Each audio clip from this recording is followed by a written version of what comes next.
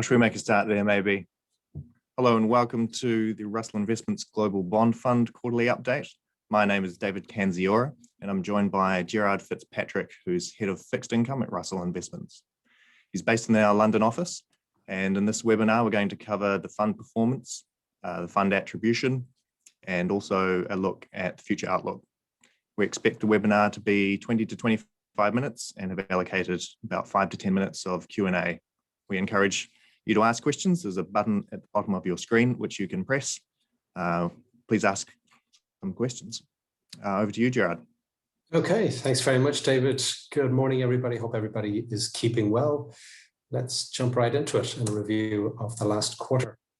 First of all, a quick reminder in how Russell invests, which helps to explain the risks that we're taking, the performance. Really got three main areas: our design, strategic allocation.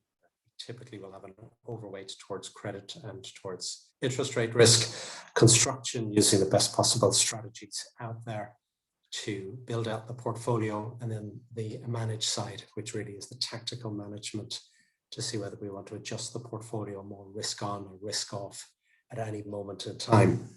And it's with those three areas that we seek to add value across all different areas. Those areas, that's our process, really built on our beliefs. To reiterate, preference for being long rates and credit, get the best managers possible and strategies in the fund, and also on top of the likes of credit risk, bring in other factor strategies like currency and rates. And what we're trying to do there is to build out that portfolio, have a good anchor between higher yielding, longer duration and credit risk, get the best strategies in there, and then diversify the portfolio. So that's what we've been trying to achieve. That's our beliefs, that's our process, and that can play out in terms of the risks, specific risks held. So that's a recap on the intro. If we go back in the last quarter, what happened? Well, it was quite a challenge in terms of bond markets internationally, specifically looking at government yields rising. So the theme of higher inflation risk came out. People woke up into the new year saying inflation could be a risk. We could be coming out of this COVID crisis. Economies could be getting stronger. Treasury yields are relatively expensive. And that caused some negative momentum on treasury yields. So US treasury yields increased along with a number of other global government markets. And you can see that on the left-hand side, the likes of UK, Australia, US, New Zealand, Canada, all posting relatively negative returns from the rate side. Excuse me. On the credit side, though, it was quite protected. So that was good. While treasury yields increased, they increased as a result of those issues that I said, an expectation of the economy getting better. And that was still positive for credit assets, which is also consistent with that hunt for yield. Plenty of liquidity out there. People don't want to put it just in, say, higher risking equities, but to have it in lower volatility fixed income, but with some extra positive yield. So credit assets did well, economy relatively strong, valuations, okay, they've got a bit more expensive, but still that hunt for yield was out there, and that positive momentum towards risk assets still played out. So that helped in terms of overall returns. And on the currency side, it really was about the dollar. The dollar, over the last year, we saw a phase there where the dollar was selling off in terms of a pure risk on. We go into this year and the global investors are looking at the market in terms of the so-called reopening. And the reopening is considered to be relatively strong in the US, in the UK, locally as well, with some signs that the vaccine rollout is being somewhat more successful and the types of businesses could do well in that regard. So the US dollar did quite well over the last quarter, leading to a sell-off in those pairs against it. A couple of currencies like Canadian dollar, UK pound, Norwegian krona posted some slight gains against the dollar. So if you put all that together, negative on the rates, slightly positive on the credit side, and being longer dollar would help in terms of international bond funds. So with that, how do the actual fund perform over the last quarter, and how has that fed through to longer timeframes? Well, as I mentioned in the last quarter, it was relatively challenging on Treasury side. Overall absolute returns down 2.5% in terms of the portfolio, and that was very close to the benchmark return. So pretty much flat excess returns, not positive, not negative, while down 2.5% in absolute terms. If you look at that compared to more recent and longer term performance for perspective, you'll see out there the absolute return around that mid-single digit positive return per annum. You can see, pending your time frame, around 5%, 5-6% type of absolute returns coming through. And then on the excess return basis, over time, posting just over 1% excess return versus the benchmark over longer time frames since 2011, and in recent years, around plus 1% as well. While last year was a real bumper year, you can see a big number there of close to plus 5% on the excess return. Everything worked out very well, nicely last year from an excess return perspective. So just let that screen slide go out. So that's the overall performance. Let me move on next in terms of attribution. So in terms of attribution, looking at the last quarter, some contributors, some detractors on the contributor side. Looking at the rate side, the underweight to UK duration helped. So as government yields increased, being more underweight any market helped. We were underweight UK duration. So on that side, it was good. On the other side with rates, we had overweights. As I said, strategically, we're more overweight duration. Tactically, we managed to minimize some of that losses from overweight duration positions by reducing the size of that overweight duration position. So that was helpful. We got that right. But we still had overweight duration positions in the likes of Australia and in the US. So they detracted from returns. On the credit side, some gains coming through, particularly from the likes of securitized assets, particularly commercial mortgage-backed securities helped. While on the hard currency side, some allocations there towards Latin American hard currency EMD had a negative impact. On the FX side, we made some gains overweight US dollar, while on the FX side, on the negative side, underweight the Chinese yuan. So net on a relative basis, the number was neutral, as I just mentioned. I would say a bit more negative coming through from the rate side as a result of the overweight duration position, but thankfully we minimized that overweight by being wary about rates risk on a tactical basis. And on the credit side, that did lead to some gains, particularly on the securitized side, and then on the FX, helpful from the US dollar. So good on the credit, good on the FX, but negative coming through on the rate side. Look for a deeper dive in terms of underlying strategies. There's our lineup. A lot of detail there on the right. I'll just pull out some of the highlights. So Colchester, overall, we describe the performance as modestly negative versus the benchmark. They have overweights in terms of the currency position was somewhat negative coming through. If we look at Schroders, Schroders was somewhat more positive coming through on its US securitized position, while Voya was overall somewhat positive coming through. Voya was helped in terms of its rates position and also on the currency side. Blue Bay was somewhat more negative, while it was positive in terms of the US rates position. There were some losses coming through on its currency positions. And then Insight was somewhat more positive. Insight made some gains on the rate side through underweights to the markets that sold off, but that was offset by some of the losses coming through on some of the currency overall positioning. With regards to the overall Russell impact, we've got an impact there on overall position with duration and credit. On the duration side, I mentioned that was somewhat negative, but we minimized that on a tactical basis. While on the credit side, keeping the portfolio overweight credit risk still was positive, given some of the positive gains coming through.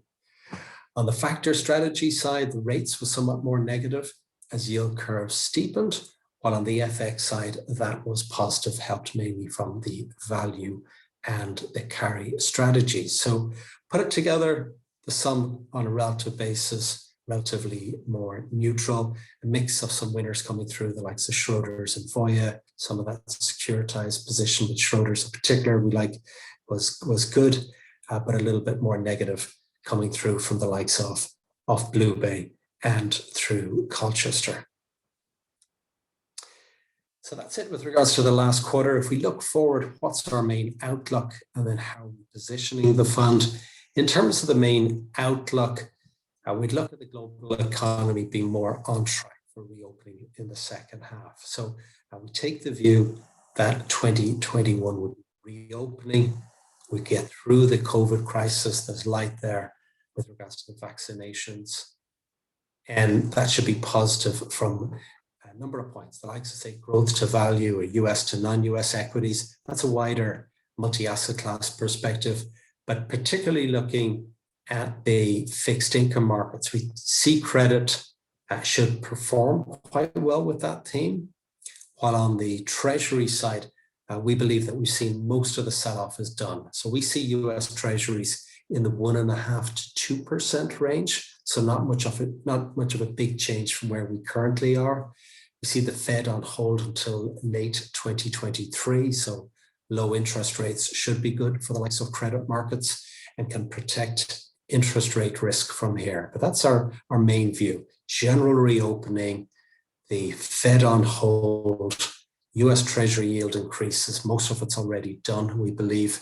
So the bad news is that was negative for recent performance. The good news is we've now got a higher yield in US Treasury market and in the portfolio.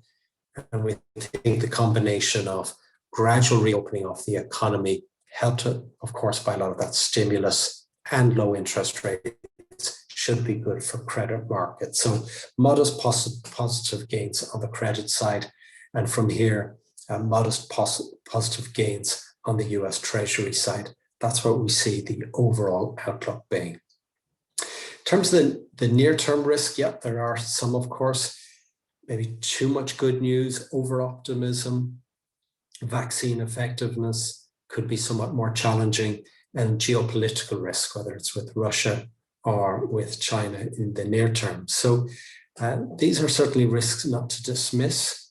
If you consider the market still being over history quite expensive, treasury yields and government yields relatively low, credit getting somewhat more expensive, coupled with the belief that all will be good in 2021. If that doesn't quite happen, and some cracks develop in the likes of the geopolitical risk, there was further sell-off in the US Treasury market, that could impact credit markets as well. And there's certainly some short-term risks there, but always a combination between some positives and some negatives. But they would be the negative risks that we would see. Still talking about some of the risks, there are some bigger, longer-term risks: inflation, central banks, rising rates, wider geopolitical risks. They certainly are themes out there that we're keeping an eye on. If inflation should spike ahead, if central banks felt the need to increase rates quicker than what's signaled already. And if wider geopolitical risks are out there, that could impact credit markets. So they would be the watch points. There's always a flip side. The flip side is we don't believe that inflation would be a material risk from here. We think most of that is priced in right now. We do believe that central banks are committed to keeping interest rates low to try to support the economies through their fragile status, given the pandemic risk. And geopolitical risk, of course, it's always there, but ultimately, we know there can be brinkmanship, and we don't necessarily see that being all-out escalation or really, really negative news, particularly with this US administration versus the prior one. So some solid enough counter arguments to those risks. Start putting all of that together in terms of our overall scenarios. Then what we would look at here is 50% probability it could be pretty neutral. So the recovery will continue in this year. Maybe we'll start to see a bit more of a slower recovery in 2022, but generally a recovery situation through the course of this year, helped by the low interest rates, helped by the vaccine, helped by the reopening, money left on the side. I know there's a lot of potential M&A activity that could go on if people start getting back into the offices, deals start getting struck again, and there's a real solid belief that we're so-called back to normal, but helped with low interest rates and helped with stimulus. We have a pretty high probability towards a bull case, 40% chance that things could get very strong, so strong recovery, lockdown eased, vaccine becoming more and more available, inflation still likely to stay fairly low, central banks on hold, low interest rate environment, and that could be pretty strong for the overall global economy. And then call it a 10% chance things getting pretty negative. So vaccine doesn't help as much. Inflation risk might pop up, interest rates increasing as well. Now that clearly could be quite negative for a lot of financial markets, including fixed income markets on the credit side. Just before I go into that, thank you. Maybe just to kind of pull it all together then before opening it up for questions. In terms of our process, again, hopefully it's very clear. We try to add value on the strategic allocation, the construction, and the manage. If you look at it over the last quarter, negative coming through from an increase in treasury yields, slightly positive coming through on the credit side, dollar doing quite strongly. The performance of the fund is down 2.5%. That's quite negative compared to history. We've been here before where we've had an increase in overall yields, and then we've got the higher carry or some mean reversion. Now, without sounding too relaxed about things, we think that dynamic is still likely to be in play. And then on a relative basis, some winners, some losers, fairly neutral quarter, which isn't too bad given we've got the sell-off in treasury yields, and typically would be long duration risk, but we try to manage that carefully by being only a modest duration overweight, but we made gains elsewhere to offset that. And as we go forward from here, the outlook and the risks. The outlook is we see is fairly positive, but certainly not dismissing some risks on the table, but equating all of that. We see it being a fairly positive outlook from a neutral perspective. There is a bullish outlook that things could get much better coming out of this, but we can't dismiss the bear side as well. Lower chance, 10%. Yeah, if you're a bit more conservative, some might say maybe that's a 20% chance. So it's not to be completely dismissed, but a fairly low chance that things could get as bad as what we were seeing towards back of last March. And maybe finally to talk more about final positioning. We've got a small overweight duration position consistent with our strategic and tactical belief. We've got an overweight credit position that's healthy enough, but we've been reducing the size of that, given valuation somewhat more expensive, but it allows for some extra yield in the fund. And then in terms of actual positioning, we like the likes of securitized debt, the likes of the Schroders exposure, and then some small allocations towards some higher yielding areas and the likes of high yield. And then in the currency side, preferring more of a longer dollar position has been our recent positioning. So that's how we are in terms of the strategic positioning and the managed side. And then on the construction is the alpha that we're seeking to generate from our managers, whether it's Schroders on the securitized side or in the corporate credit or in the government area. Keep on looking to add value through currencies and through country selections as well. But I'll start to pause there. Hopefully that's clear in terms of an overall wrap up and a summary, and open it up, David, for any questions that you may have received so far. Thank you.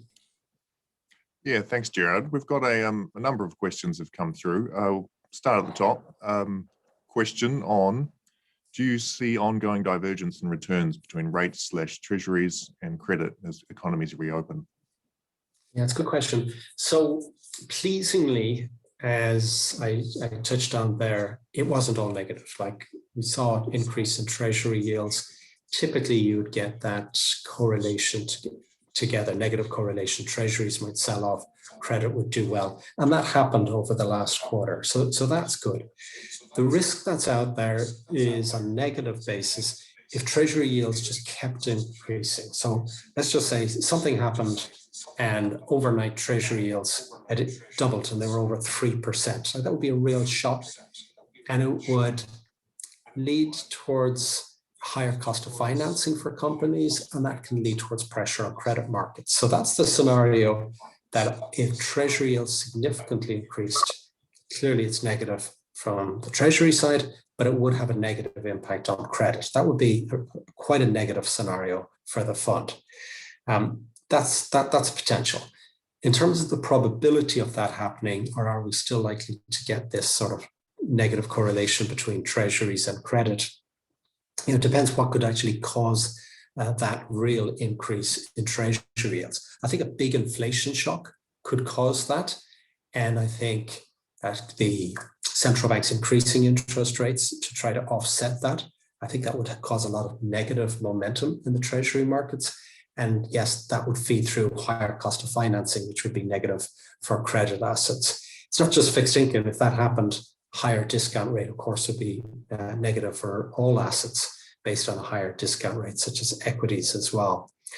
So that's how I see it in terms of the scenarios, the probability. I think it goes to our probability of a big shock negative event out there in the economy, like a big inflation spike, something that could derail the credit markets. And I put it in closer towards a 10% probability of something like that happening. So that's how I would see it. Hopefully that clarifies the question, or for the person asking the question that directly, but answers it. But if there's any follow-on, happy to address as well. Cool. We've got a lot of questions around inflation. So I guess putting them all together, any views on inflation? People want to know how the portfolio is positioned. And I guess there's a few questions sort of around unanticipated inflation and your views on that. Yeah, so you got the expected and the unanticipated. I somewhat touched on the unanticipated. Let me just amplify a little bit more, and then I'll go back to the expected and then the actual positioning. So it's clearly been a theme. Everybody's talking about it. It's one of those things that can sit still for a while, and then it does actually pop up. People are talking about it. So it's become more pronounced, and to some degree that's led towards a sell-off earlier this year. In terms of the unanticipated aspect, you've got the expected number, you've got the unanticipated. And unanticipated would be a large inflation number. So that is the dynamic. What would cause it is ultimately, I believe, that economies would get really strong very, very fast. The potential for price increases, the potential for wage inflation, full employment, that sort of dynamic would occur very, very strongly.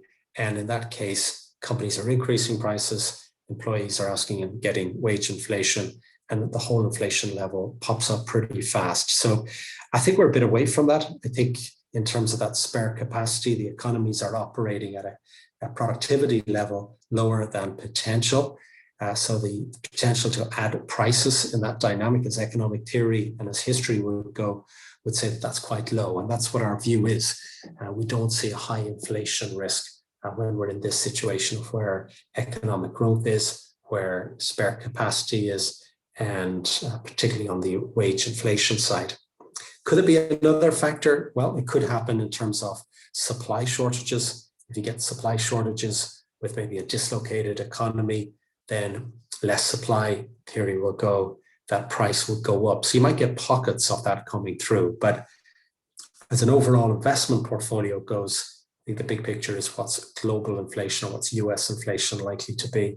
And we see it as fairly low. That's what our situation is. In terms of an expected inflation level, we see that actual number pretty much in line with the average Fed target levels and where the US is. And we see that not to be a material risk relating to where Treasury yields are, where they currently are. We're talking about this now, when we talk about these things, it's mostly normally just happened and unlikely ahead. And again, without sounding too relaxed or blasé about it, that's what our central belief is. We think most of that inflation spike has happened and is priced in so far, but at the margin from here, we don't really see it increasing. So in terms of what inflation does for Treasury yields, said our view is we see US Treasury yields at the 1.5 to 2% level over the course of this year. For sure, with Treasury yields, there's always the potential for volatility to spike higher. It's been a bit quieter over the last several weeks, but yeah, for sure, it could break through 2%, it could go less than 1.5%, but we don't see that as the central scenario. So with that sort of dynamic of seeing Treasury yields being relatively unchanged, we see positive returns if you hold Treasuries from here. So we're holding versus the benchmark a relatively small overweight duration position. It's been ranging from around 0.2 to 0.4 years long duration position. That's good for higher yield. It's good for a higher expected return, and it adds a little bit of protection to the credit market. So credit was to sell off if we got a geopolitical risk, if our friend Mr. Putin was to cause trouble, we certainly would see negative returns on credit, but we would see positive returns on treasuries. So that's why having the balance between the two is good, and we would look towards retaining that treasury risk in the portfolio while considering that the inflation risk is acceptable. I've also got a question on, I guess, summarizing the performance attribution. What's the main reason for outperformance for the 1 year period? Oh yeah, sure, yeah. So the main reason has been the credit return. So we look at it, duration, credit, and alpha coming through from underlying managers. On the credit side has been the main winner. So what happened is we got quite defensive in terms of overall credit positioning before the COVID crisis. We saw valuations expensive. We had an inkling that there was some extra concern coming through with COVID. It certainly had enough for us to say that's potential risk and valuations are expensive, and to reduce some of the positioning. So we lost some money straight away because we were overweight benchmark, but the size of the position was relatively constrained. So, not a bad job on a tactical basis. And then as soon as it got quite cheap, again, our process says, let's look at valuation, let's look at the fundamentals, let's look at the sentiment side. But valuation got incredibly cheap. And with that, and with the potential to say, well, let's look at the fundamentals. This is an absolute shock to the system. We've never seen in our lives before. Of course, there's the shock, there's potential for an end of the world and really, really negative outlook. But you rein it back in and you go say that people working from home, not all sectors will suffer, and interest rates are likely to be low, and central banks typically come to the rescue. Again, with that sounding blasé, that was our view. So with that, we added a lot more towards the credit risk. Credit markets, as we all know, rallied really strong, and that's what really drove the main outperformance over the year. Other aspects like alpha from our managers choosing the right bonds was also helpful on the rate side, being long duration at the start of the year, and then yields significantly decreased. That was a very positive, another strong positive as well. So we got it right on the duration, we got it right on the credit, we got it right on the security selection, the alpha from the managers. We got it right on the tactical side. It was pretty much as good as it gets, and like a massive number, 5% is huge. We're looking towards making 1% on a year basis. But we did that and actually kept the overall tracking error risk within the portfolio quite acceptable as well. So yeah, pretty much as good as it gets, touch wood. Cool. I think that's probably all we've got time for, I'm afraid. So obviously, thank you for your time today, Gerard, and thank you all participants. That's been very helpful. If anyone's got any further questions, please reach out to me and I'll get back in touch. A reminder that this webinar is recorded and will be up on our website shortly along with the slide pack. I'd like to thank everyone and goodbye. Okay, thanks, David. Goodbye, everybody. Thank you. Thank you.